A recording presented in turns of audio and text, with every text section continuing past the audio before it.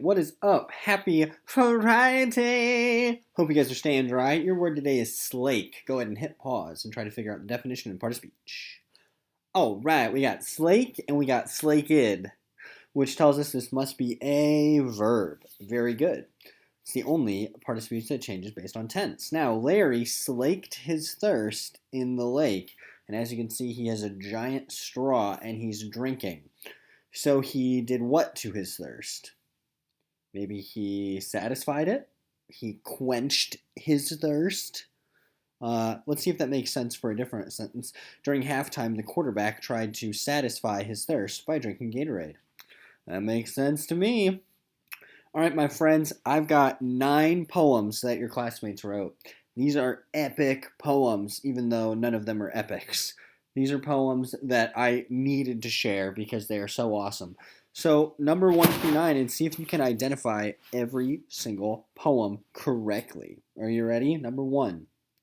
My ideal aunt, you inspire me to write. How I love the way you call, look, and eat.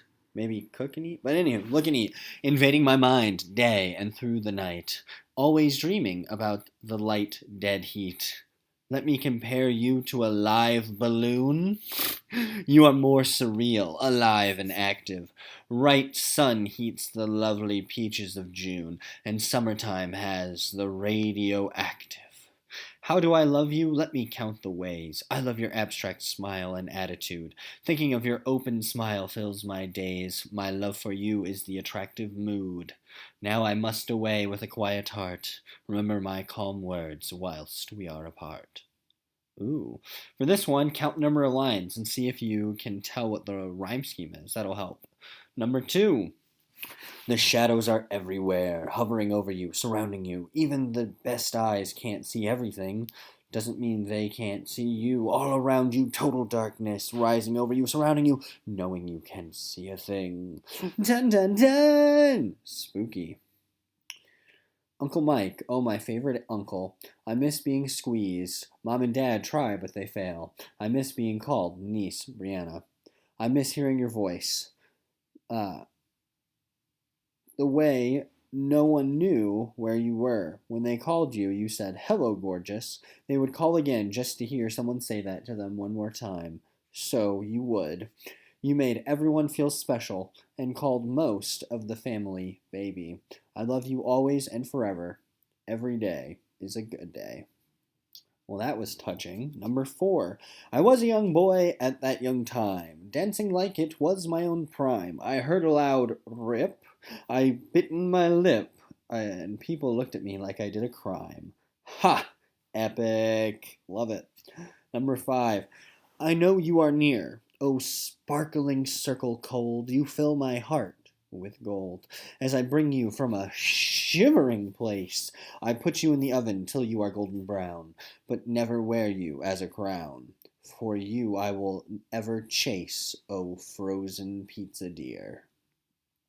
There's a cure. I'm finally free. Running outside, I smell the freshly cut grass. As I arrive, I finally see so many memories coming back to me. I walk in the door and see her dogs come running. The only thing I end up doing is hugging her, my best friend. We play our favorite music and have her mom's delicious food. I missed it all, but what I missed most was me and you. Awesome.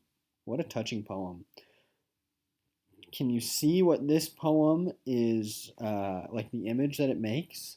COVID-19 scares me a lot. I am fearful for my family. It is very scary because we do not know how to stop it from going to one person to another. In my family, my mom, my dad, and my little brother are all very high risk. We all have to wear masks to try to keep us safe from it. What a touching poem. And can you see it? Like, take us, like, scooch back from the screen. Do you see it? Number 8.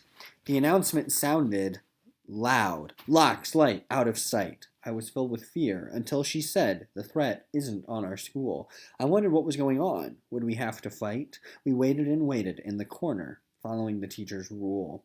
Don't talk, eat the chalk, or block the clock.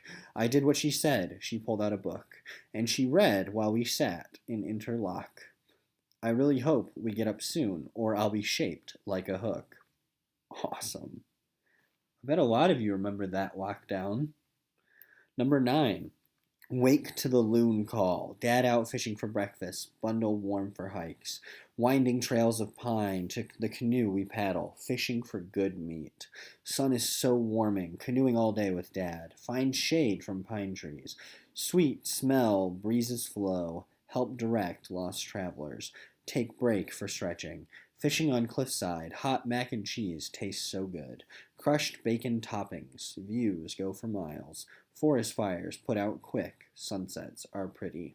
At night, the loons call. Hanging food from bears at night. Sleeping by the fire. So let's start with this one. Each of these stanzas, right, each little poem paragraph, are 3 lines and they're 5 syllables, 7 syllables, 5. So this would be a haiku. Number 8. This poem tells a story, the story of that lockdown when you guys were younger. And that would be a ballad. A ballad is a story poem. This poem makes a concrete image, and that image is of the number 19. How impressive is that? This poem has no rules, right? You can see the words are all over the page. So it would be a free verse. Number 5. This poem is a love poem written to a frozen pizza, which would make this an ode. Number 4, AABBA, long, long, short, short, long. That's a limerick. Number 3, this is an elegy written for this author's uncle, right, who passed away, but is immortalized and remembered in this beautiful poem. Number 2, if you look across, up and down, you see the words the dark, spooky. And number 1, we have a 14-line poem, A, B, A, B, C, D, C, D, E, F, E, F, G, G. So that would be a sonnet. So very good. Let's get to the assignment for today. What you guys are going to do is you're going to write a 6-word memoir. So if you look at the word memoir, it kind of looks like the word memory. And that's because a memoir is a story that is a memory, right? So what you're going to do is you're going to tell the story of this last school year in 6 words only. 6 words only. So I found this hilarious one. Pencils sharp, classmates not so much. Ha! Roasted. So hopefully in your memoir you don't roast anybody because that wouldn't be cool. But so what you're going to do is you're going to retell the story of this school year using only 6 words. It's actually very difficult. Like, it's crazy. I keep getting to like 7 and I'm really frustrated.